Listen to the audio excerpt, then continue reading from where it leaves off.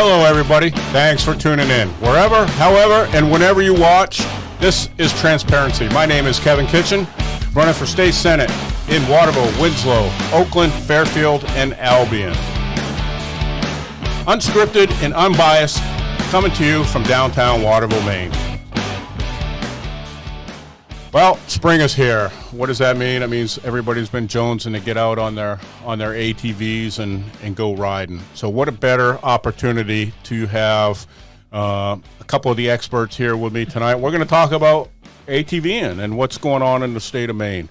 Tonight I have with me Brian Bronson, who works for the state of Maine and is the head of the ATV program, correct? That's correct. I'm the supervisor of the ATV program at the Off-Road Vehicle Division. Thank you for being here. We might have to scoot a little bit closer. That's all right. You hear me now? There you go. We can hear you now. And then Doug, I have Doug Dickinson, who is the trail master for the Central Maine ATV Club. And then for those of you who don't know, I'm the president of the Central Maine ATV Club. Kind of an interesting story. I met Doug, what year was that, 2000? Somewhere around there, yep. Yep. He was, we were stationed together in California, and he was going through chief's initiation, and I was already a chief, so we got to do some training. And the story came up that where are you from? You know, when you make chief, you talk to everybody and you write in the charge book and conversation. Where you from? Oh, I'm from Maine. Really? Me too.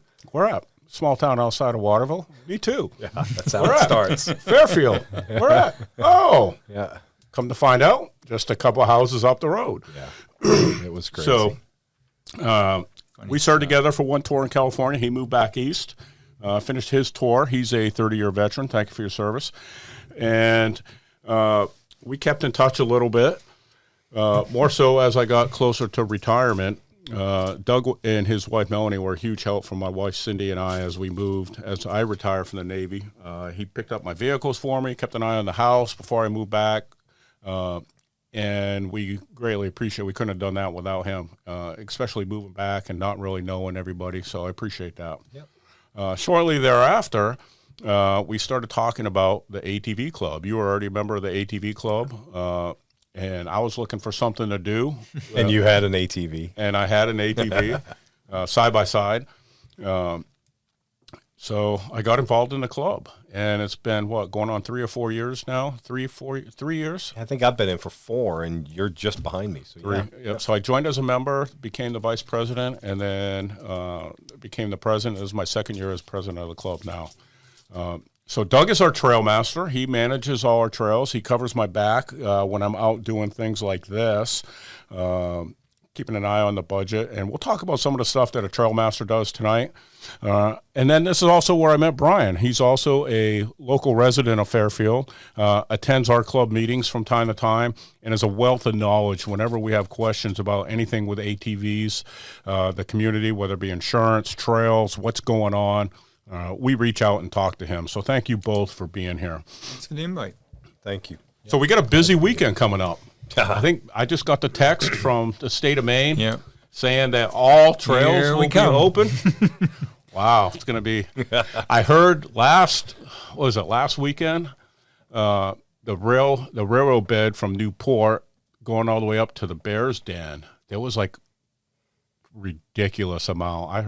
I heard different numbers from 50 to plus numbers at the Bears Den. I just heard it was a wreck. Yeah. Well, literally, they had, 2 accidents as well? Yeah, let's not talk about that. Okay, we won't talk about that. But it's the first weekend's always busy, and that was, we had 3 rail beds open last weekend, so they got busy. Yeah. So everybody knows, I know Doug and I do, but could you let everybody know what your job entails? As far as the ATV community at the state. So everybody thinks I ride ATVs all the time. I don't ride as much as I'd like because I'm too busy doing everything else. But I basically handle the grant and aid programs for the clubs, whether it's a club grant and aid or a municipal grant and aid or through the county, to try to get the funding out on the ground for all the trail construction and maintenance work. Handle a lot of the licenses with the large landowners because they prefer to have the when they're dealing with anywhere from 30 to 50 clubs, they prefer Yeah. we handle the license rather than they do them with. What do you mean by a individually. license? What do you mean by a license? The permit, the landowner license is what allows us to have a trail. Probably 92% of the trails in the state of Maine are on private land. Right. So the same thing that we do with each landowner. Right. But so you do them on individual landowners and we record them in the database. But on the large landowners like the CMP, Weyerhaeuser, Wagner, those, rather than each club reaching out to them and tying up their Right. foresters, we have a big license and we manage That all makes of sense. that So on it. one point of contact. They're not Right. bombarded with a bunch of Joe Smiths trying to get answers on. Plus, that way they can make me be the bad guy of, we can't do that. And we're harvesting, and they don't have to have discussions with the forest. We already know you're the bad guy. So. That's right. So how many miles of trails does the state have? So Roughly. approximately 6,000 miles of ATV trail. There's some of that is access route, as you know, in the Right. middle, but there's approximately 6,000 miles round numbers of ATV trails. How many we have? We've got just over 13. 13 in our small. We're a fairly small club. Yes. We have last year we had about 120 members. Yep. But how many landowners? We're in the 30s. We're at 30. Yep. 30 plus landowners. So Doug, on those 13 miles of trails that we have in the Waterville Fairfield area, Doug has a lot of work to do in reaching out and talking to the landowners, and also trying to ensure that the landowner relations are good, because it takes one, as we all know, Brian, it takes one idiot. And Screw it up. Yep. I would guess that 90% of the time they're not even a member of a club. Right. No, they're not. That, Usually. that ruin it for everybody. Fairfield used to have miles and miles and miles. We used to have over 40. 40 miles. Yeah, and we've lost it because of idiots. We got landowners, private landowners, that just got tired of it. But I think the ATV community as a whole, I can only speak as the president of the bar club, we've done a really good job with landowner relations. In fact, we set money aside in our budget just in case we do have some doofus that goes out there and tears something up. We can fix it. We're not strapped. We don't have to wait. Yep. We can go out there and make sure that they're that they're taken care of. And Now, that's important because, let's face it, without the landowners, we have some state-owned rail trails and some of that, but it's a large number, but it's still less than 1,000 miles of that 6,000 miles is actually on public land. So we've got to keep those landowners happy, or we won't have trail. And the more landowners you got on a trail system, the greater at risk it is, because all it takes is one of them to shut it down and we lose the link. And there's almost 3,500 landowners in the state of Maine that allow ATV use, which is a huge number when you think about it. yeah, we couldn't do it. We couldn't enjoy the sport without them. Right. That's right. So landowners definitely deserve a lot. I know all of our landowners; they're fantastic. We reach out to them, send them Christmas cards, do whatever we can. Have a barbecue, invite everybody. Let them become honorary members of the club, so that they can become a voting member or whatever the case may be. And one thing I've found, one of the big issues is the landowners having someone that they can talk to. So when I contact them in the past, that they didn't know how to get in touch with the club. Right. So them just having a point of contact that they can get in touch with immediately if something goes on just seems to set them at ease. Yeah. It's a big deal. That seems to be one of the things that's helped us the most. So with that many miles of trail, what does that cost the state as far as grant money goes? Well, so again, cost the state. The money is all coming from our registration fees, right? A lot of people, upset because the registration fees went up this year, but it's all going into the trail. That's what it's all for. So it costs the state from a standpoint, and we funnel it through the state, but it's all dedicated revenue. It's not coming out of general fund. It's not coming out of anybody's income tax. The projected number with the new registration increase and the funding from that is that we should have approximately $4 million a year available by the end of, let's say, next year to Before inflation. to funnel into trail maintenance. One of the issues that came up with the governor's task force was the landowners wanted us to do a better job, and we just didn't have the money. And so they changed some things, they raised some fees, but they also reallocated money so that a much higher percentage is going into the trails, which is what needed to happen. And we're going to have gone from approximately $1 million a year investment on the trails, on the ATV trails before 2019 to close to $4 million a year investment by next year. I'm going to do that. I'm going to do some quick math on my calculator here, try and figure out what the cost is per mile, unless you know that. So the cost per mile, the projected cost per mile is almost $800. What we've been funding is significantly less than that. And so the goal is to try to get that funding level up closer to that $800 a mile so that clubs have money to be able to, effectively, correctly manage the trails. Every landowner is different. We might have a landowner that says, I don't mind that mud hole. Right. Where the landowner, like you said, that jigsaw puzzle piece next to him might not want that. They want the culvert. They want everything by the book. It needs to be squared away. That eighth of a mile could cost quite a lot of money.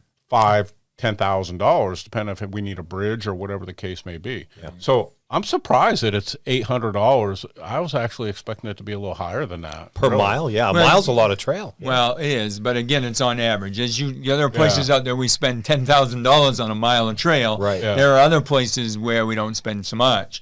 But when you start running the averages, that makes sense. It's at least $800. It's, as you pointed out, with inflation and all the costs that are going up now, it's going to go, more like $1,000. I mean, with the price of fuel and lumber and everything else, all of those costs going up, it's disappointing because that $4 million won't be as effective as we thought it would 3 years ago. But it's still going to make a big difference, and we're working with like the large landowners to grade roads that we're using of theirs and things like that, so that they feel like we're an asset. Basically, what we've been trying to do is make ATV clubs an asset to a landowner rather than a liability. Absolutely. If I got something at home that my wife sees as a piece of junk, it's going to get thrown away if I ain't hanging on to it. But if it's valuable, we'll hang on to it, and that's what we want them to do. We don't want them to kick us off. We want them to keep us because we have value. And if we're helping maintain their roads and keep the brush back and things like that, they'll want us around. Yeah. Which almost segues into the next thing with all those trails is volunteer work.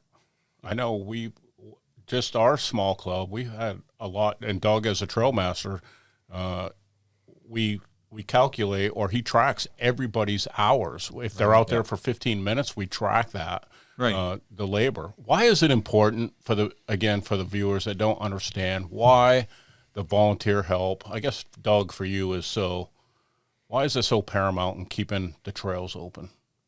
The volunteer work? Yeah. Oh, geez. Well, without the volunteer work, nobody gets paid, first of all. So everything that gets done on these trails is volunteer work. So that means that we don't have any trails to ride if somebody's not out there working on it. So I get people that ask, what can we do to help? We do brushing. A lot of the work that has to be done on the trails themselves actually has to have equipment brought in. Right. That's where the money comes in. Right. So yeah, we really push for a lot of hours every year. So all these miles of trails, how many clubs are we up to now in the state? 146. 146, just off the top of your head. This is why we invited Brian. He's Mr. ATV himself. 146 clubs. So, and what I found, and Doug and I have talked about this a little bit, is on average, it might even be a little higher now because of COVID, but the first year I was president, I tried to get an idea of how many club members it took per volunteer, and we were over 20 for consistent volunteers. Really?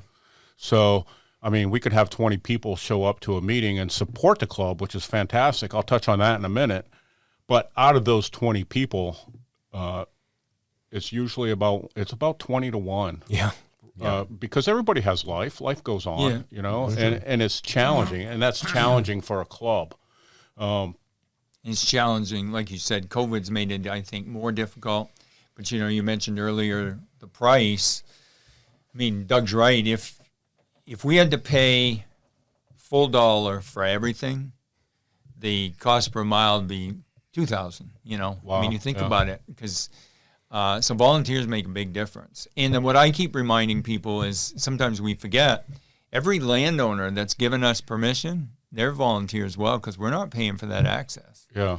And so, without the volunteerism that exists in the state, the ATV and snowmobile trails wouldn't exist. They just wouldn't exist.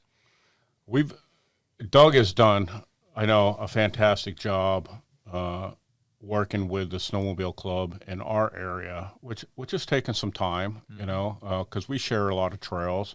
And like Frank, who's the trail master for the snowmobile club, he's also a member of the ATV club. He's also a member of one of our committees. So we're starting to see more partnerships like that, and I think that will help as well, especially, of course, A Foot of Snow does a lot of good things that, that we feel every bump on. Right. And another reason why I was asking about the miles per trail is when it comes to the money and it comes to the grants, every year we do a grant and we get reimbursement for the trails. To my understanding, Brian, is that money is specifically the grant money to go to the trails. Is that correct? Correct. So, and that's important, I think, for our viewers, and I know a lot of the ATV community understands this. This is why ATV clubs are so important, because we get the money for the trail maintenance and to get the work done, but we have to have the bodies to do it. We just touched on that. But I think more importantly, people join clubs for something, obviously something to do. In today's day and age, I hate to say it, but what's in it for me? Who wants to join a club that just shows up and doesn't do any club rides, doesn't do any barbecues, doesn't do any events or anything like that? It's supposed to be fun. If it wasn't for, and I know we talked about it in our club, the acquisition cost, so to speak, for a club member, by time we pay for, and we'll touch on ATV Maine here in a little bit briefly, by time we take care of our members, send them a welcome packet, we choose to do a decal, a card, and administration, the postal, everything that goes into running a club, we wouldn't have any money if it wasn't for the membership. So what we have done, we have taken, and I'm kind of promoting Central Maine ATV Club a little bit, but what we have done is we have made it a point to take care of our members. Without our members, we're not going to have a club, we're not going to have trails, we're not going to be able to have, and we're going to be missing out. And we had the foresight to look and say, okay, we're going to be having this nice rail trail eventually, which we'll touch on in a second. But again, it goes back to the clubs. We have to take care of our club members. So when we beat the drum, join a club or two. I do. I get so many stickers on my machine because it's important. It's important to ensure that the clubs have the money. Our club policy is, not to sound cliche, like the name of my podcast is transparency. I tell everybody, they come to a meeting, they can see everything we spend right down to the penny. Right. I share that with all of our all of our club members so that everybody knows what the money is going towards. If we're doing a barbecue, we got some other events coming up. We'll talk about that here in a second for Doug to promote our club a little bit. But a lot of questions that people have, and I guess, Brian, you could probably answer this, is I would say I have the same question. And I believe in being a leader, not a follower.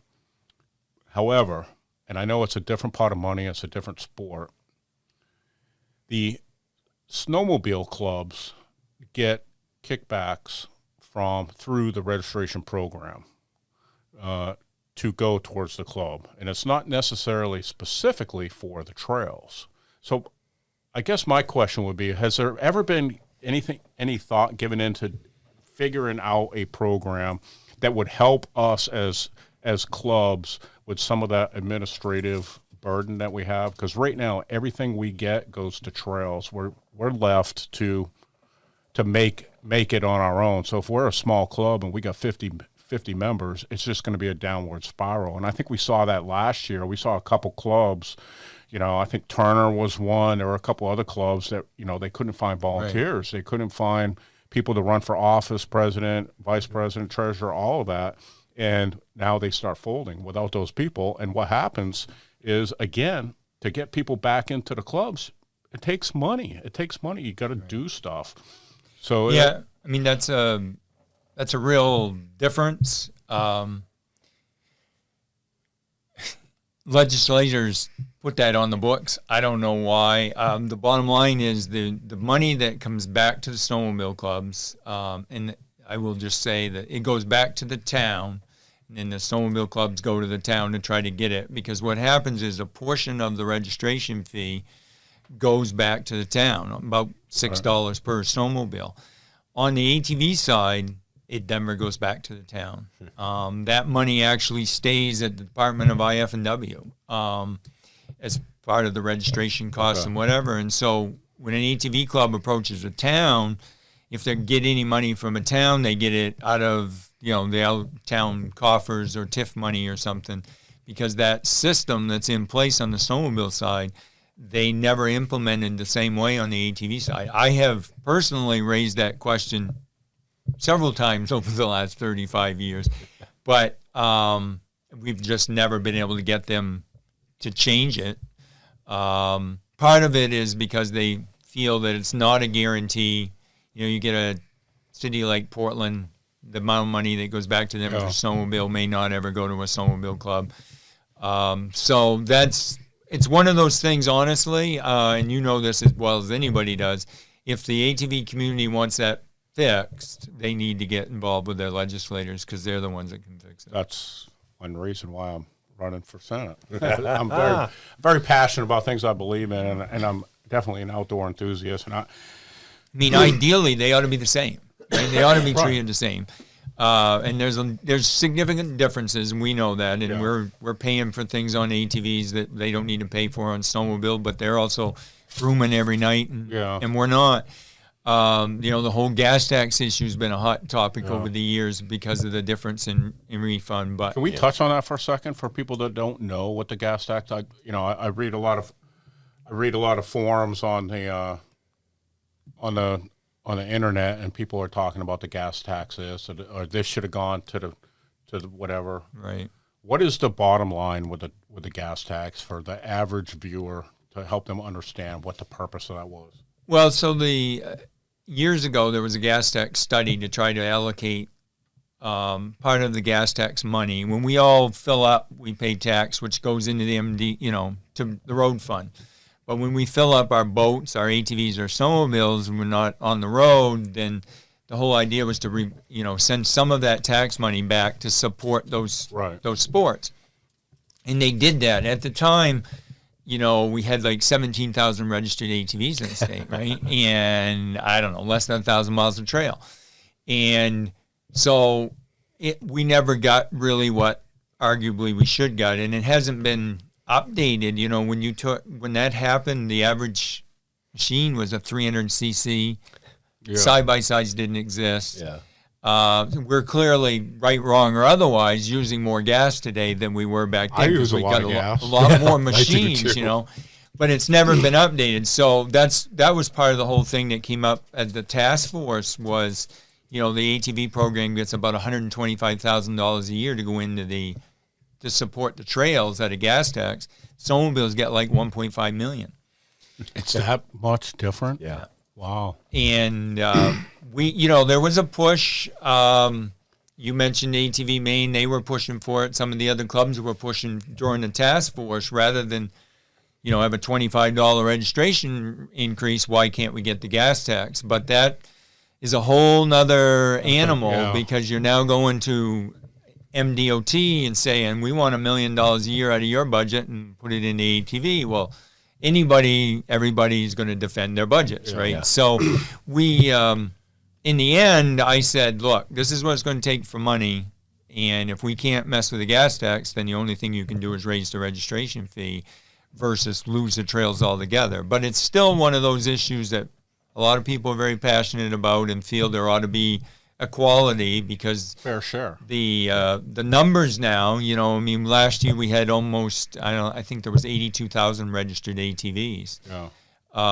And like 88,000 registered snowmobiles. So real similar numbers, and yet very different when it comes to the gas tax. And particularly when you realize that probably the average machine now is a 600cc. Yeah. And, a third of them are side-by-sides. And instead of getting 40 miles a gallon like we were when they did the gas tax study, we're probably getting, maybe 10? 15, right? And so arguably that ought to be addressed, particularly when you've seen snowmobiles go from two-stroke to four-stroke, boats go from two-stroke to four-stroke. Arguably, they ought to reevaluate that. But having a whole study done, one, it takes legislative support to initiate it, and then it takes about a year and probably $100,000 to get a study done. Obligate it. So it's not easy. It is something that should happen. Honestly, we have been told that the feds might do one, and if they did, then we could use their numbers and we wouldn't have to do our own study. The study, you mean? Yeah, but it hasn't happened. Anytime yet. somebody says the feds, the hair on the back No, of my I know. neck cringe. But if the federal MDOT every once in a while will do these studies because they have to figure out how much money they're going to allocate to the states. And if they change that up, because that regulates how they fund the RTP grants and all of that stuff, if they did an update so they came out with the average machine burns this much fuel, then we could use those numbers and have something to make an argument on. But in the meantime, we're just, the good news is ATVers, we can honestly, truthfully tell the world we're paying our own way. Yeah. And, we're not using town tax dollars. We're not using income tax dollars. We're not even getting any sales tax dollars. We're just using straight registration with a little bit of gas tax that we generate anyway. I think there's something that we could definitely do there. Yeah, no doubt. So we're talking about the money aspect of it, and we have talked about it as a club about how fast and how quick or how big can we grow. My goal is to have more trail system in our club, especially with the rail trail coming out. Can you touch real quick on what's going on with the railroad bed? I know there's a lot of people out there that are very enthusiastic about what's going on from Oakland to Emden. So as you know, we bought from Oakland, basically behind the bus garage, up to 201A in Emden, which connects to the piece going to Solon and Bingham. We went out to bid. We have a contractor who won the bid, who was actively removing. They started in Oakland, honestly, because we had some thefts going on in Oakland, Norridgewock area. And so they're moving north, popping rail, and then popping out ties and removing the steel and the rail and loading it and shipping it out for sale.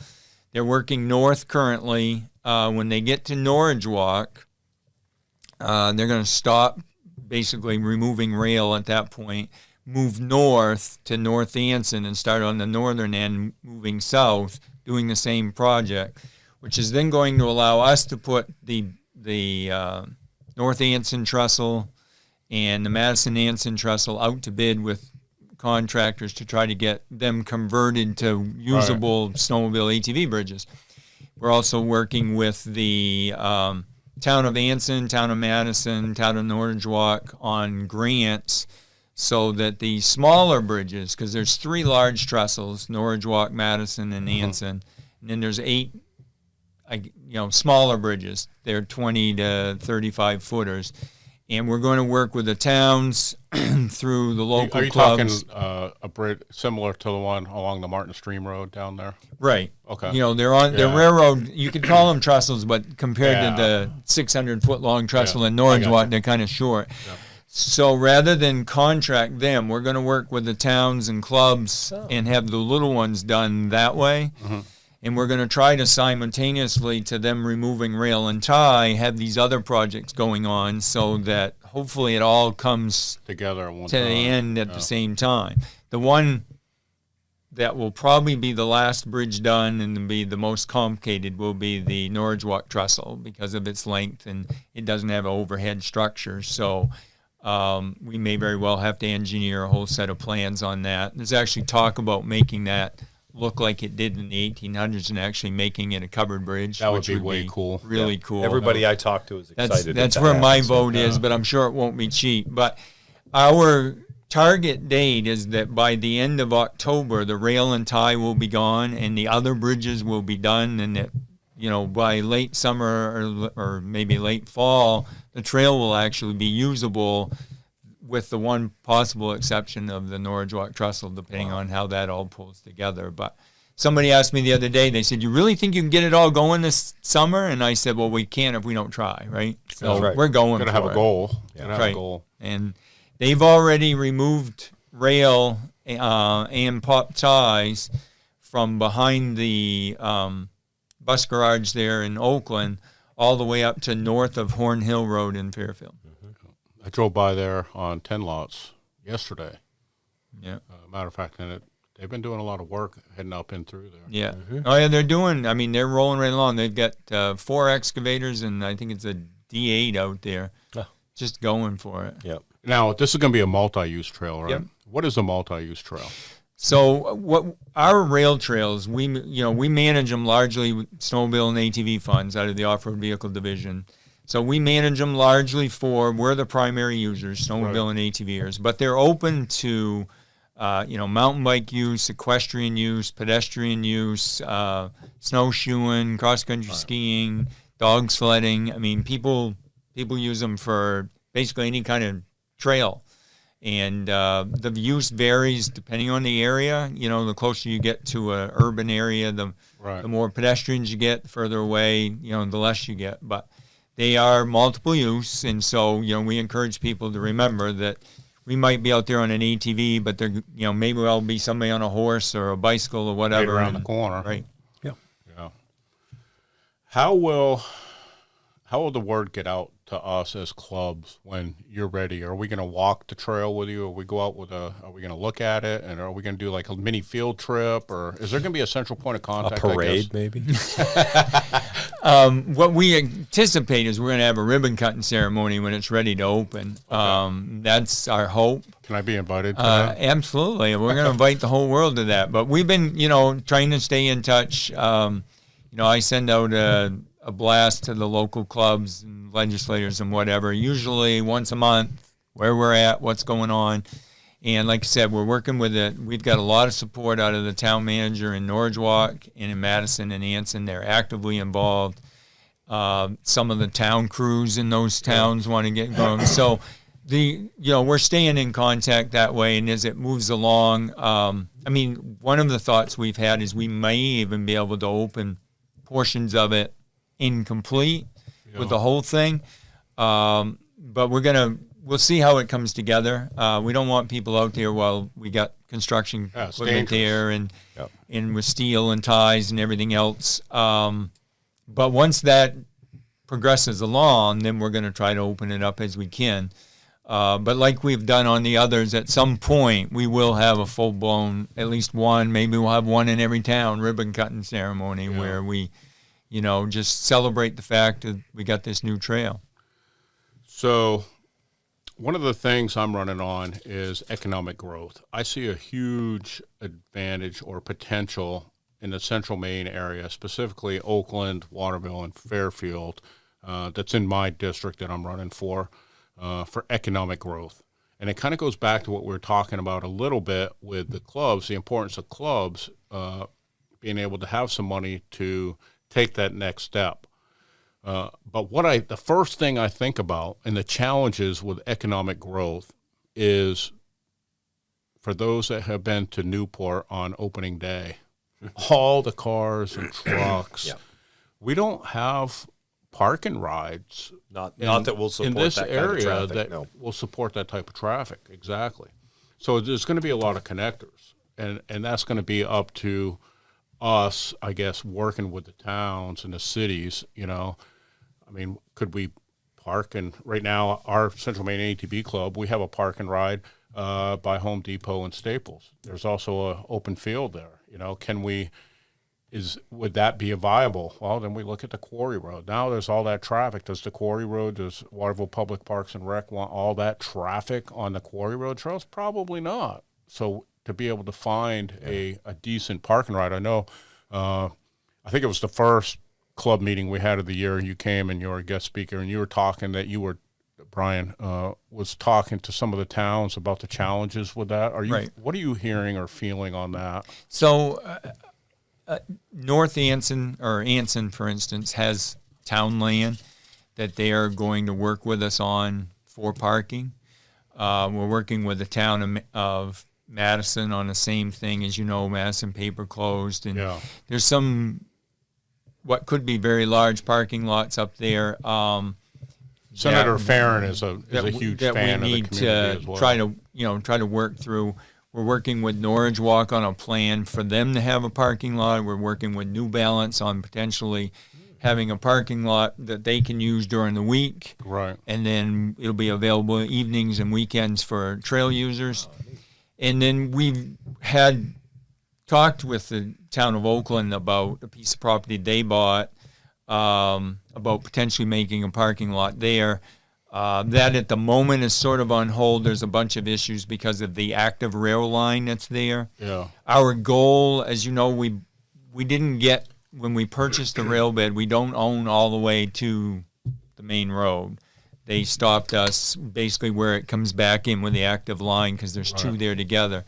It's still our goal to buy that, last 1,200, 1,500 feet and see if we can cut a deal where we maybe put Jersey barriers between the trail and the active line or something like that, so that we could then have, theoretically, a driveway on that end, which would then get us in to access some of this other land that's public owned and make a decent-sized park and ride on that south end. I think that would be huge for these communities. It would be, no doubt, because when the people come into town, they spend money. Yeah.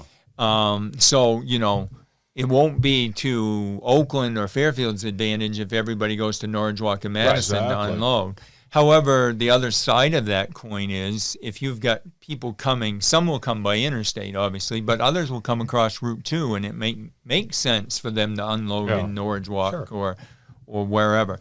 And so having more than one parking lot along the way will actually be an advantage because we'll spread the traffic. I definitely agree, and I think making it a destination, if they're up there and they want to ride down into Waterville and they want to hit our trails and they want to hit up, Ruby Tuesdays or Governors, which is one of our club sponsors. Right, absolutely. There's gonna be a lot of traffic. I mean, even in the Oakland, I haven't had the opportunity to talk to them. But depending on road access, think about, we know Oakland, a corner store, and some of those other places. The ice cream places and all of it. Oh, yeah, it's no doubt. Even if there's an off trail up there that crosses KMD, you get the ice cream. There's a lot. Yep.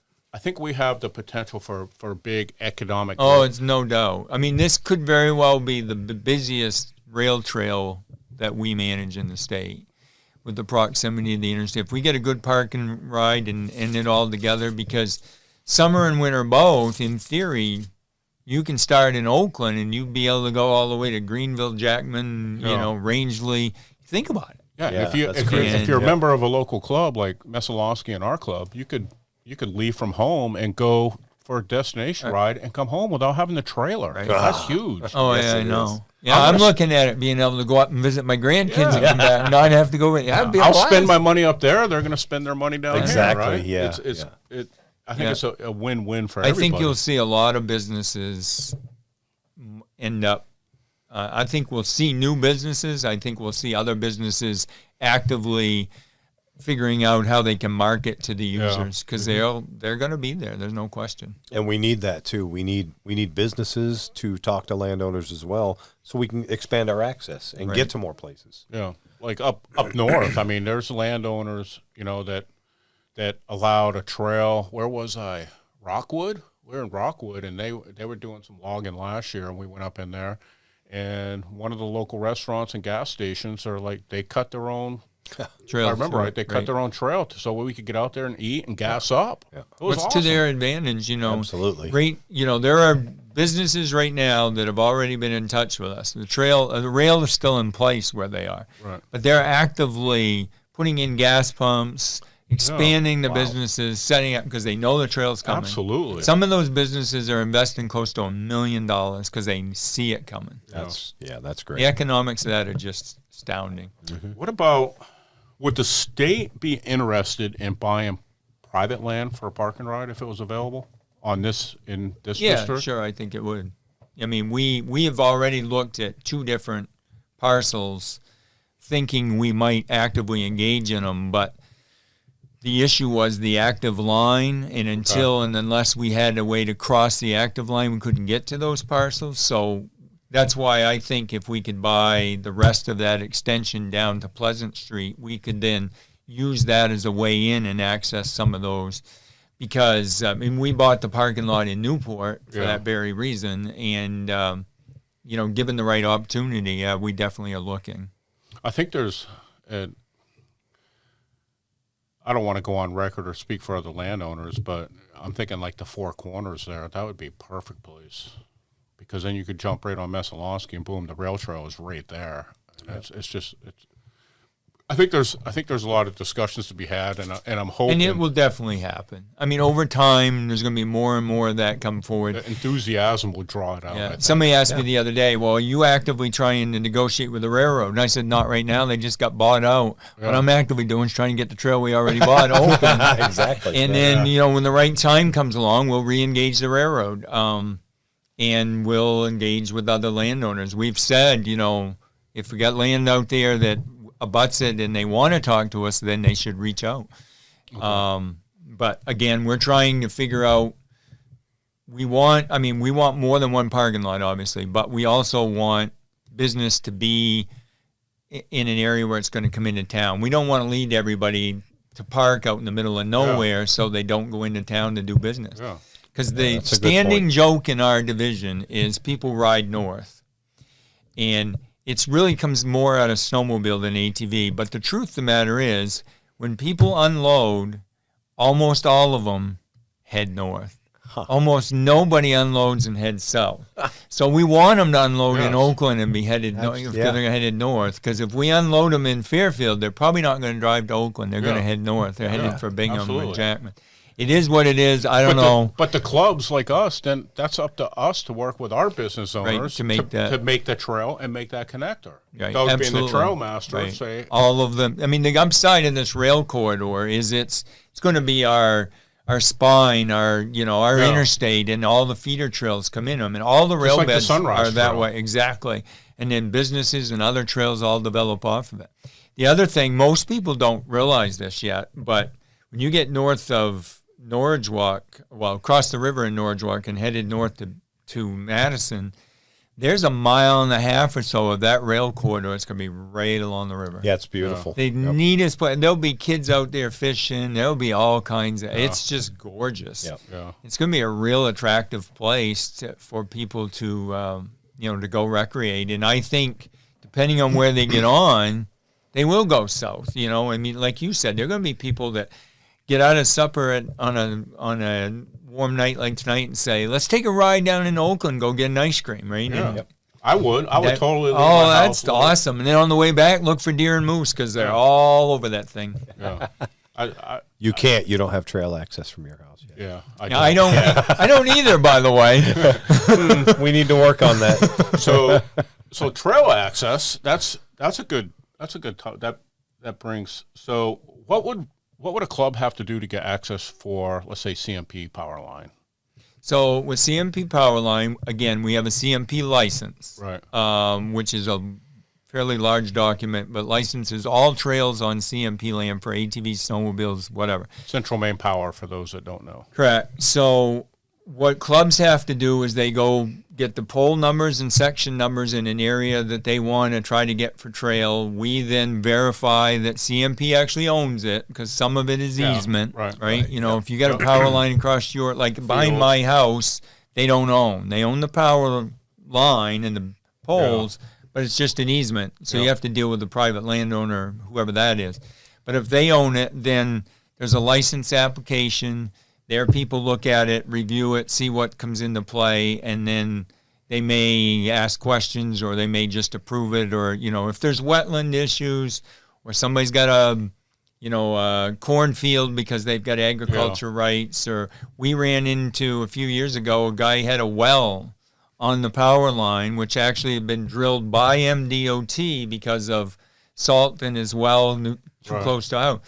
And that didn't say no. It just meant that we avoided his underground buried line, and we worked through all that. But CMP, it's a process. They're a big company, but they are willing to license him. We have a lot of trails on CMP. So I think Doug already knows this answer, but I'm going to ask, would it behoove a club like ours to seek that access before we have access trails to that power line? Or should we work with the landowners leading to that power line, get approval, and then say, okay, we have approval. If we can get the CMP power line, we can get out to Route 201. Right. So my advice is kind of, you do all of that, because the pole line's no good if you can't get to it. Right. But if you have the other landowner permits and it dead ends at the pole line, you can't go anywhere, then that's no good either. So maybe initially you evaluate the pole line to see, is it worth going to the pole line, or we got a mile-long wetland that we're never going to get around, right? Yeah.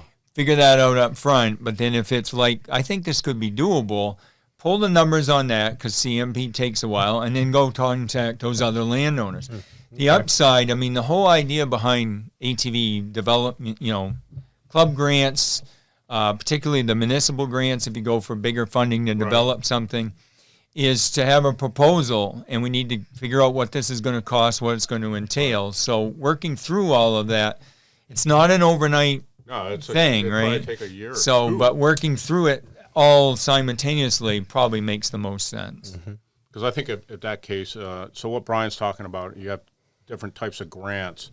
The municipal grant, I know you've done a lot of work on that program. And the way I understand it is, right now we're at 90 to 1. Is it 90? Yeah, 90 to 10. Or 90 so to 10. If you have a, let's say, a $30,000 project that's approved, the state can reimburse through the municipal grant up to $27,000, which means the club's going to come up with $3,000 in cash, or $3,000 in in-kind, you know, labor, or something like that.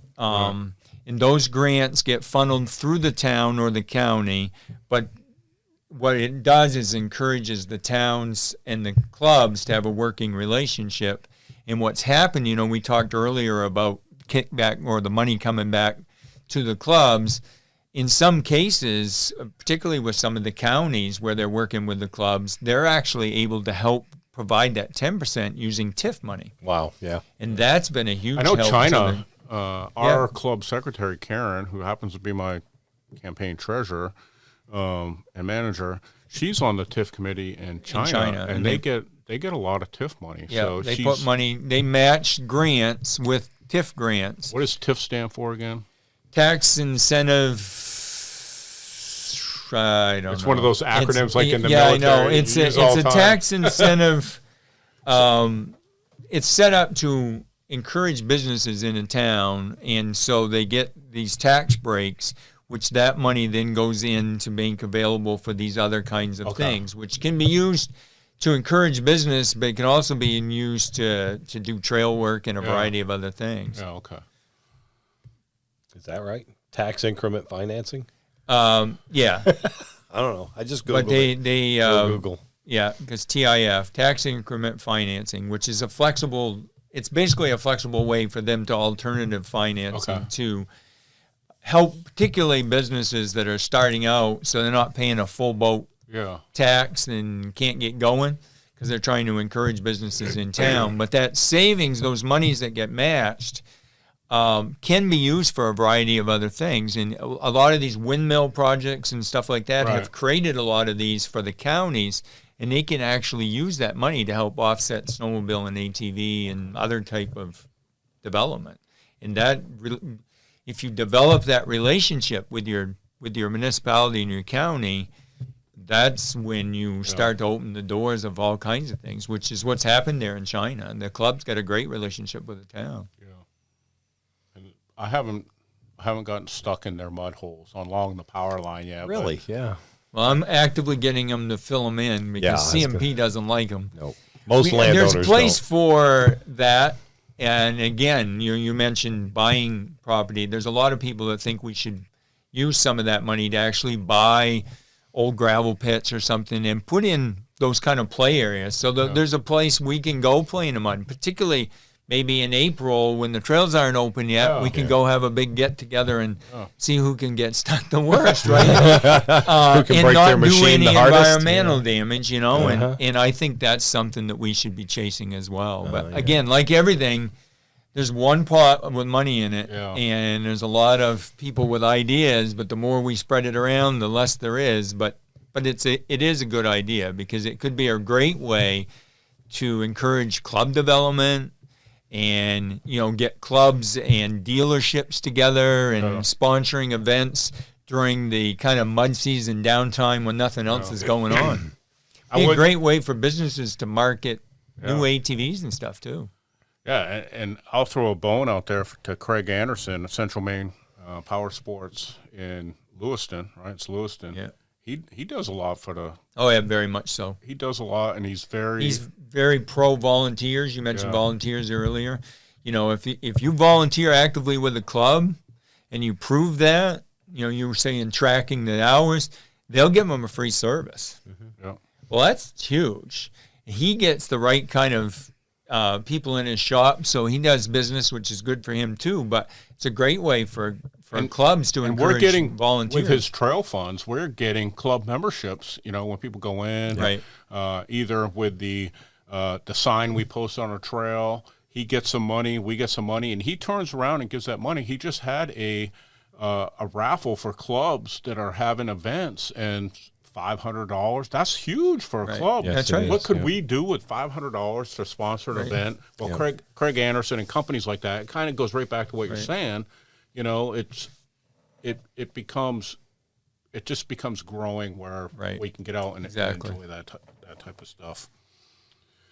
So, Doug, Mr. Trailmaster, you want to play a game? I got a game. Oh, boy. All right. If I don't have notes, I don't know if I'll have the answer. All right. So we're going to play Trailmaster Jeopardy. Oh, here we go. This is a new one. Jesus. This is a new one. Trailmaster Jeopardy. I have to be the guinea pig. So, okay. Yeah. That's a stop we know what sign. this is. Yeah. Do you know? As dirty as it is, he must have taken it down. I think so, yeah. Do you know how far these have to be before the road? A distance. Brian? 200 feet. 200 feet. Is it? Actually, the stop sign should be at the road. The stop ahead should be 200 feet. I haven't got to the stop ahead sign. Glad I got a cheat sheet. The stop sign should be a little bit off the road so that they don't wipe it out on you, but it should be at the road crossing. There's the stop sign. Right. And we try to put the road name on the stop sign. Right here. So you know where you're at. So you know your intersection. Yeah. So when you're out and you see the stop sign. Yeah, you can't write Kevin Kitchen for second. Well, you can, but you're not supposed to.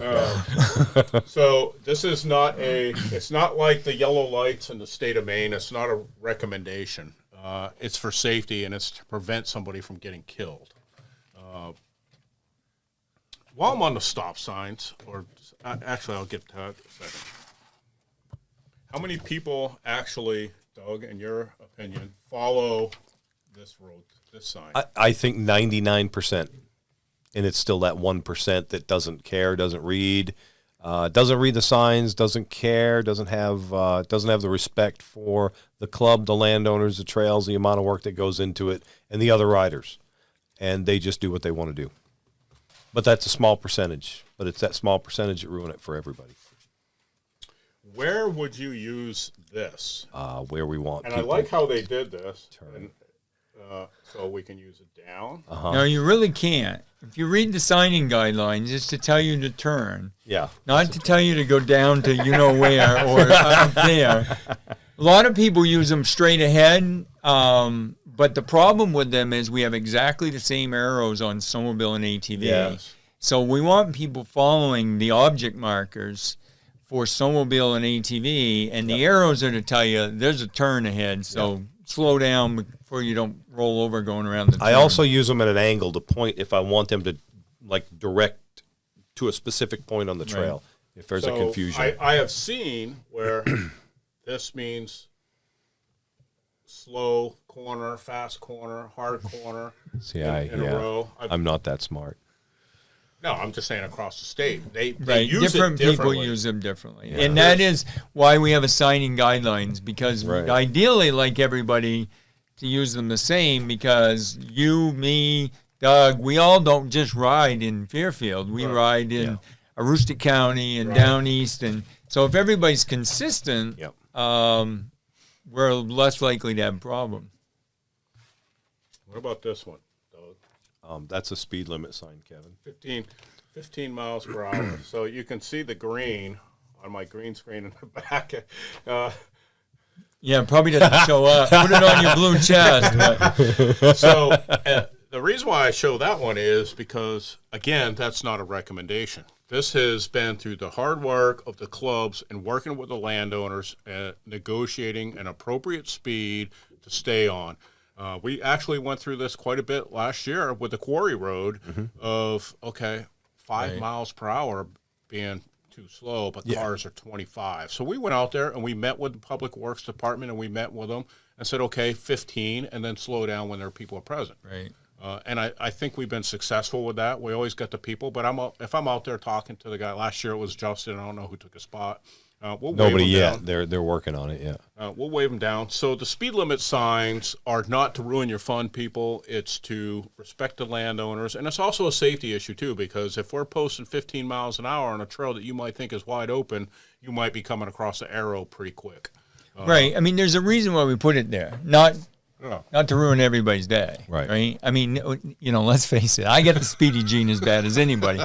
But there's places where we need to go slow, keep dust down by people's houses or whatever else. The other thing you will see on that at times is the new stickers on the width. There you go. Yep. We're trying. Which you still didn't bring, did you? I haven't got there yet. With the law change, not everybody has gone to 65. We're hoping they do, but if they don't and it's posted at nothing over 60, there's a reason for that. Those on this? On that they sign. go right on this They'll part. fit right on the bottom. Yep.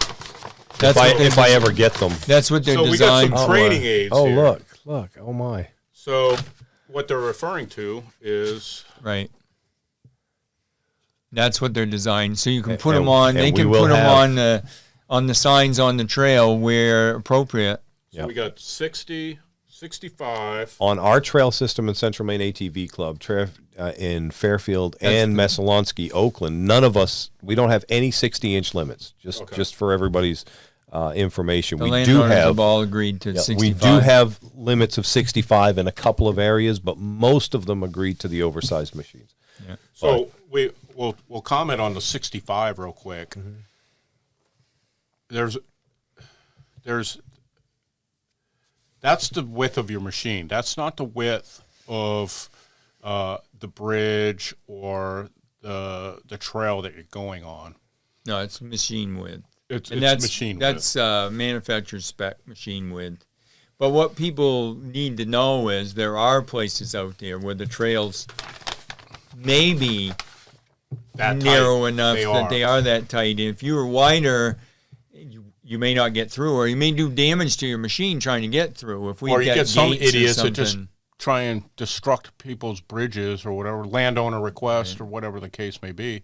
I forget, I was up off the Sunrise Trail somewhere, and I was out past Exeter. I forget where I was. I was up that way somewhere, and I come across a bridge. They had like the middle poles set at the width. Right. And I'm at 65 inches. I adjust my suspension, so Right. I'm at 65 inches. And there was not a quarter of an inch on either Right. side. So Yeah, we're trying. I'm telling clubs that we don't let them put 65-inch wide machines through a 65-inch wide hole. Yeah. So Right. we're trying to make those openings 67, 68 inches.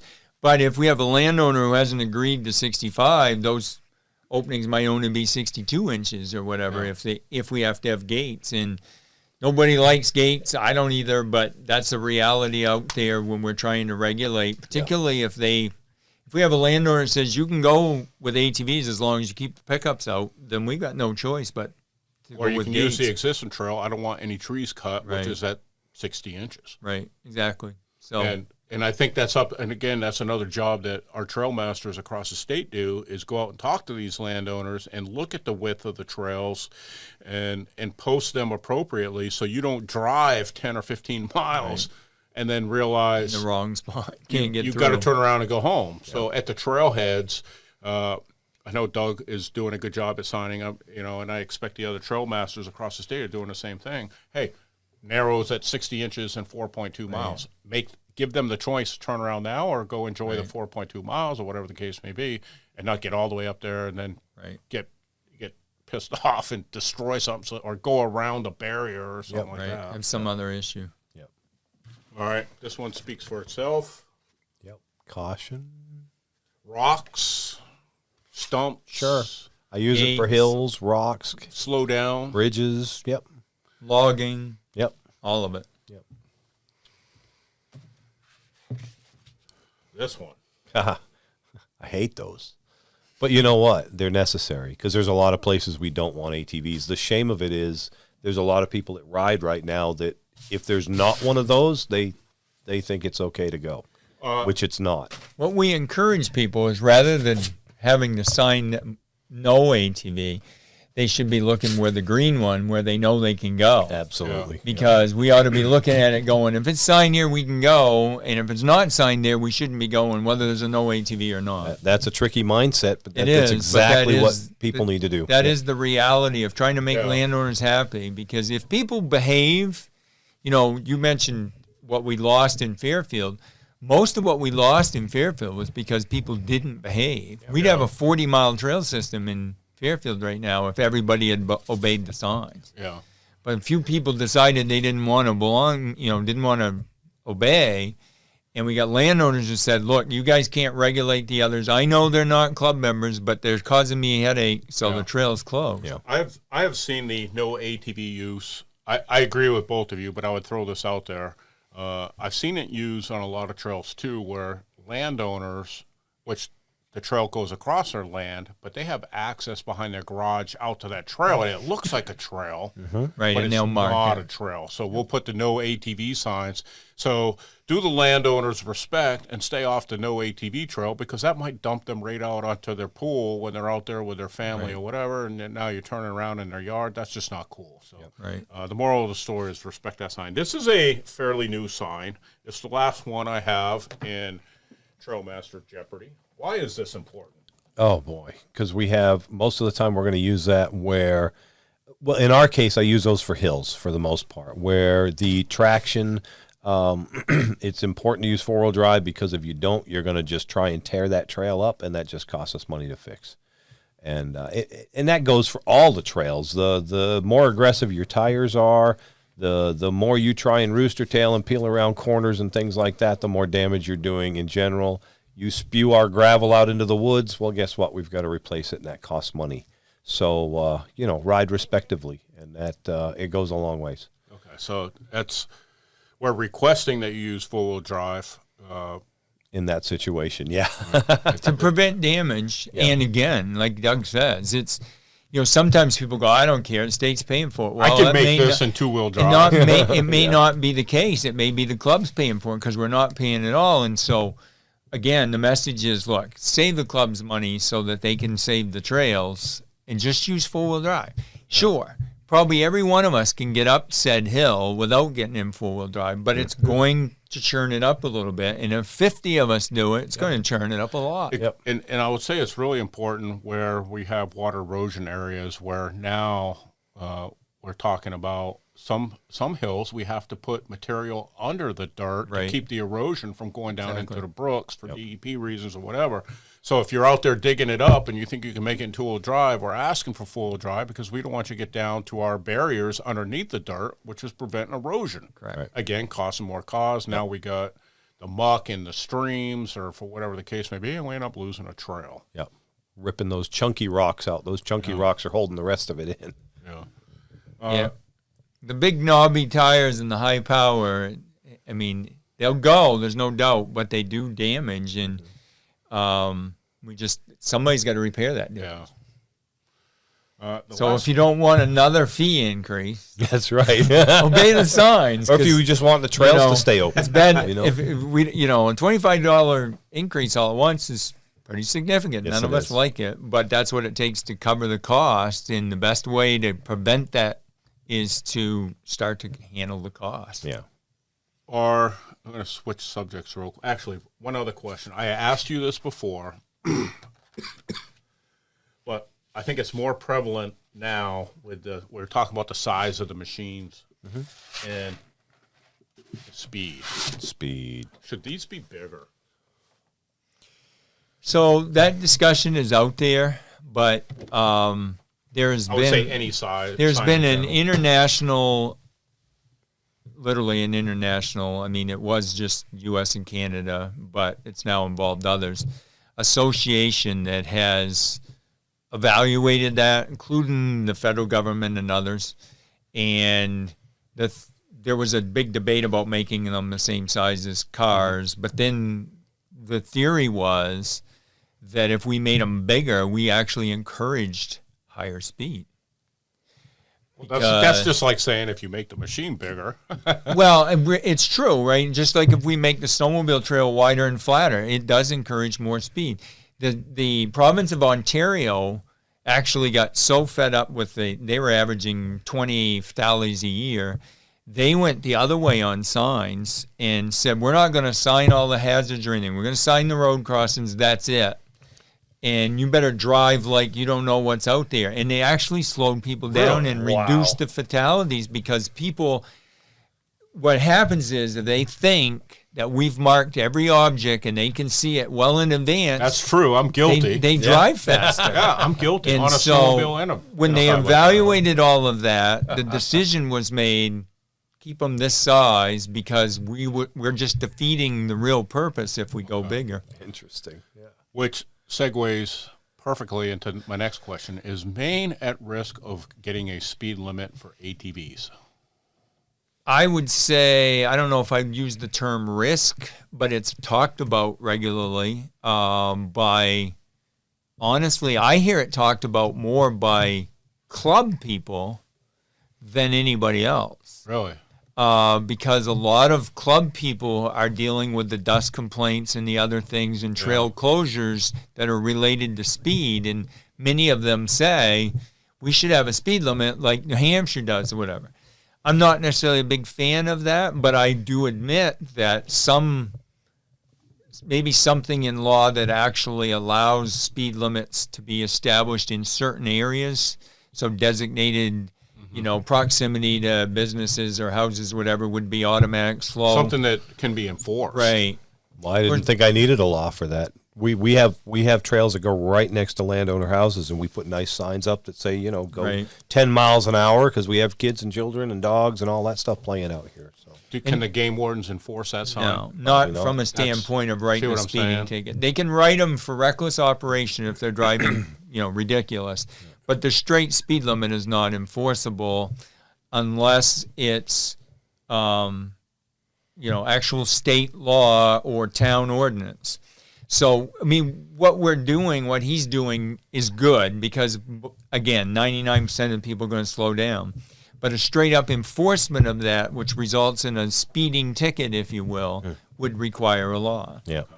And there's, I've gone to New Hampshire. Unfortunately, people know me. I personally went over to New Hampshire snowmobile with my brother and got stopped by a game warden on a snowmobile. And when he came up and I opened my helmet, he looked at me and go, Bronson. And I went, what the hell? How does he know me? Right? But he did. And he goes, "What are you doing over here speeding on our trails?" And I'm like, but, again, 45 is not slow, but on a snowmobile, it's not fast either from my perspective. We were out in the middle of nowhere. 45 is slow on a snowmobile. But that's their speed limit. So I look at it and go, I'm not sure we want speed limits in Maine, but at the same time, we don't want people driving recklessly and driving even 35 miles an hour where they ought to be driving 15 because, like we saw in Waterville Parks and Rec, they were ready to close that whole trail because people wouldn't behave. So if people would just use some common sense and follow the signs, we wouldn't need a speed limit. The logic I see is that those speed limit signs are not going to slow down the people that are going to go fast anyway. Well, they aren't. The only way they would is, when the warden stops you, But again, in Maine, wardens don't even have radar, so that would be that's a whole other political thing because it's a cost item, and it in some people's minds. Strike that from the record. Let everybody know the wardens do have radar. It distracts. If a warden's out there running radar, they're not necessarily chasing the guy who's shooting a deer out of. So, which is more important, and that's been the struggle. I think as and to start wrapping this up, I just think that Maine has so much to offer with the ATV community. I think Doug or somebody, I was talking to somebody, and we were looking at the numbers of new registrations, and you touched on it earlier. We are quickly, and I think the sales of ATVs have bypassed snowmobiles just recently. I could be wrong. I think that was a discussion I had. If I'm wrong, I admit I'm wrong. But like you said, we're fairly close right now. Right. Registration numbers are real similar. I don't know what the manufacturer's sales are. I know the sales of ATVs have been skyrocketing right up to the last 18 months. As you know, people are paying through the nose for ATVs. They're ordering, same thing on snowmobiles. You order a machine and wait 6 months for it because of the COVID shutdowns. But the sales were definitely increasing every year. The registrations were increasing every year. And when I started this job, we had 11,000 registered ATVs in the state of Maine. What year was that? It was a long time ago. What year was that, Brian? 1987. There you go. We had license plates back then. We did. We had license plates. You're right. Instead of the stickers. But, so the growth has been real, and it is real. And it's, I feel like a lot of the ATV growth has been lately. It's been the side-by-side, and it's families. Yes, you see a lot more of them out there with 3-4 people on a machine. When you look at the actual number of people, I mean, I'm a snowmobiler and an ATVer, but when we go riding ATVs on side-by-side, there's more of us typically. There's 2 or 3 people in a machine. If I'm snowmobiling, I'm the guy riding the crotch rocket, and nobody's with me, right? Yeah. Right. And so when you look at the number of people actually involved in the sport of ATVing, it's probably twice as much. I definitely spend a lot more money when I stop for a burger somewhere in the summer than I do on a snowmobile. Yeah, because you get the whole family, and, and then they want the milkshakes and everything else that goes with it. I'm with you. So, I said that was my last. I got one last question for you. You keep saying that. This is, I promise. Actually, I have two last. I have there you two. go. I have two questions. The second to last one is mapping. In a perfect world scenario, and I know we're tied every year to new trails and landowners, and I know Doug has done a lot of work on this too. I'll just throw out there, and maybe I'm a day late and $1 short. If we as clubs had to provide you a specific GPS track of all of our trails by X date, is there a way the state could then provide or do something so we had a statewide trail system instead of going to each? You go to I pull up to Four Corners somewhere, and I don't have a map of there, whatever, and I'm just along for the ride. It would be nice to be able to have. I know Polaris has Ride Command, and but has the state I think 2017 or 18, I saw that big fancy Right. fold out map. It was huge. Have we ever thought about doing something like that digitally where we could because Oh, I talk about it all the time. The reason why we don't have that, honestly, and I'm not bad mouthing anybody, but is the landowners, because there was a bill put in years ago, and the end result of that legislation, which didn't go all the way through, but it ended up with a MOU, that our department and the Department of IF&W can't produce those public maps without the landowner's consent. Okay. And what we've run into as of late is some of those landowners don't want us to do that. Some are all right with it, others aren't. And then what I've told them is if we ought to be doing it electronically. Polaris is a perfect example. Chris Gamache and I mean, I could give him all that data. We've got it because they provide it or we get it when we do inspections.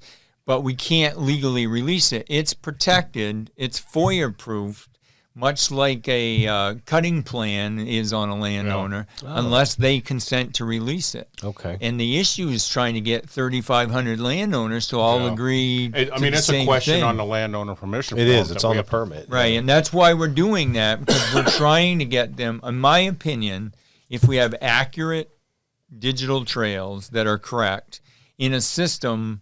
And I've talked to Polaris about this. They've agreed to do it if we're willing to do it, and others have, where we could even update on a weekly basis if we needed to, That'd you know, be as great. trails Yep. open and close.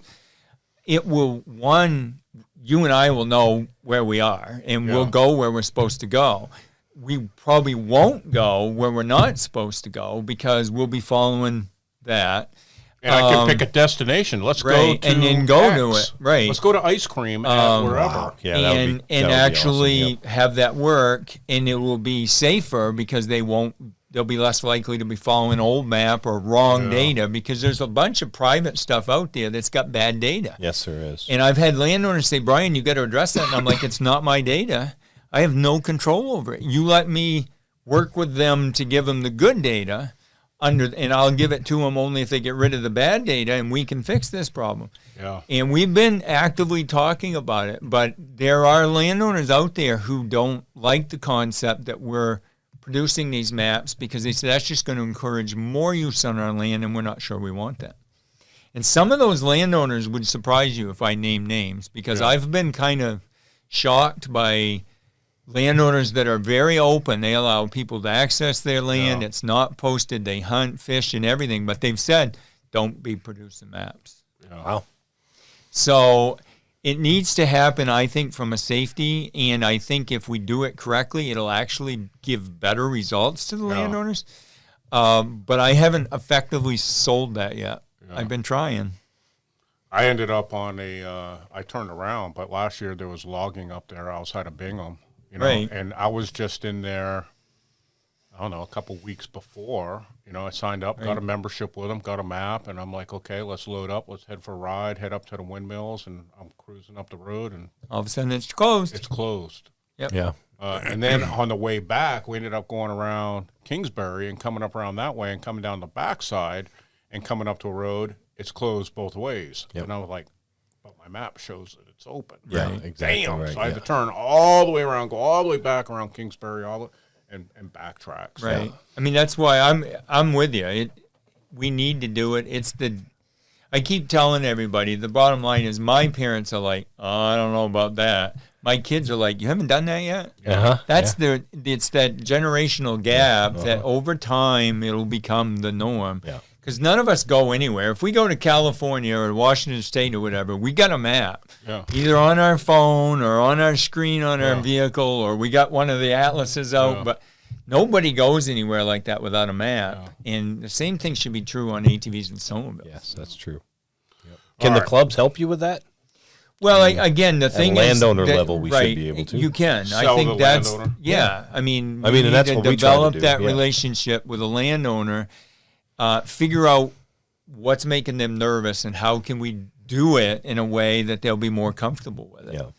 Yeah. We've had some landowners who've said, "Why don't you try it with me, and then we'll see how it works with others." But big picture for me, if we're going to have a trail that goes from Oakland to Greenville, and half the landowners in there are willing to try it, and the other half are not, we're going to have a mess, right? We'll have worse problems. Yes. Yeah. So I've said, no, we got to do it. We got to get everybody, or at least everybody in a region on board, or we can't really do it. Because I think everyone in our club right now, we have GPS. I know we had one last year that said no trail, but you worked through that. Yeah, I think so, yeah. All right, and the last question I have for you guys is final thoughts. What would you like? We'll start with Doug. What would you like the ATV community? Because I'm hoping that with Brian's wealth and what we're talking about here, the ATV community, a lot of people are going to be viewing this. We're going to get a lot of viewers. What are your final thoughts? Okay, so I follow a lot of the posts out there on the social media, and one of the biggest things that I see right now is that the clubs don't have a connection to each other. 146 clubs in the state, and the clubs need to have an infrastructure to be able to communicate with those. And one of the things we had talking about was ATV Maine, but we never got to that. Yeah. So maybe that can be in another conversation sometime. But just the clubs supporting each other, I think, is huge right now, and probably one of the biggest things. And having some sort of information out there that shows everyone all the clubs that are out there, right? Just some sort of piece of literature that says, here's where you can find information for all of these clubs, because that's a really common question out there. Yeah.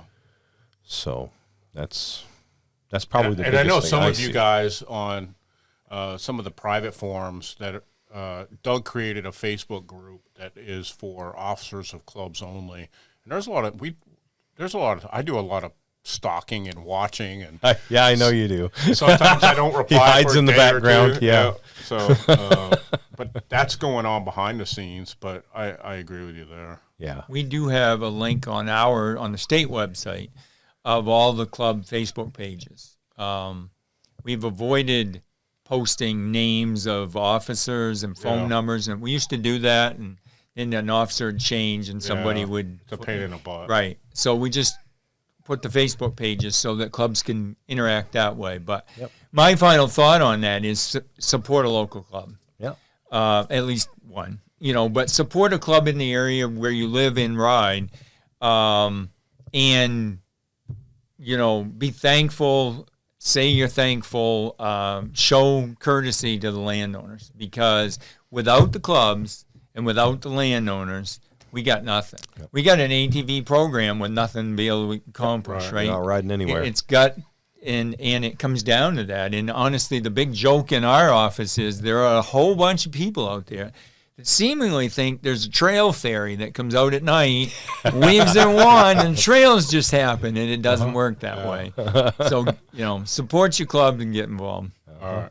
Yeah. Cool. I appreciate you guys coming out tonight. It was a good conversation. Thanks.